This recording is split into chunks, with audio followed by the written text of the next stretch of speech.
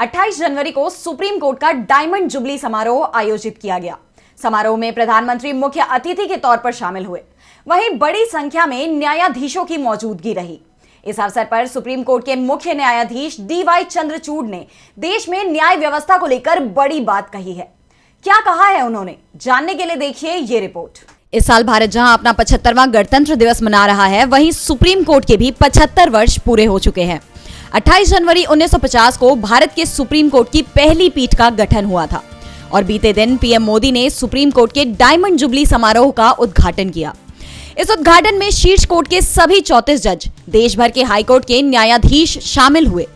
इस अवसर पर पीएम मोदी ने कई प्रौद्योगिकी पहलों को लॉन्च किया।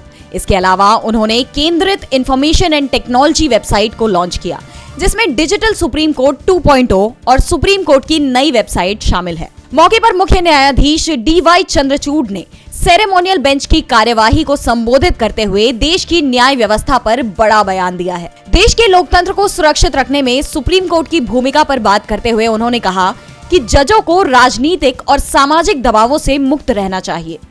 एक आजाद न्यायपालिका का मतलब असल में संस्था को कार्यकारी और विधायी शाखाओं से अलग करना ही नहीं है, बल्कि जजों के रूप में अपनी भूमिकाओं के दौरान व्यक्तिगत तौर पर जजों की आजादी भी है।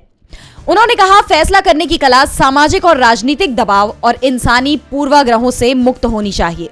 इसके साथ ही उन्होंने बताया कि न्याय व्यवस्था को बेहतर बनाने की दिशा में लिंग विकलांगता जैसे मुद्दों पर जजों को शिक्षित और संवेदनशील बनाने के लिए कोशिश की जा रही है। कोर्ट में पेंडिंग केसेस के बारे में चर्चा करते हुए उन्होंने बताया कि देश में 65,915 रजिस्टर्ड केस पेंडिंग पड़े हुए हैं और इसे सकारात्मक रूप में देखते हुए उनका कहना है कि केसेस की इतनी संख्या भारत की जनता का न्यायपालिका पर भरोसा दर्शाती है और अब ये न्यायपालिका की जिम्मेदारी है कि वो जनता को सामयिक न्याय दिलाने में कैसे सफल होती है।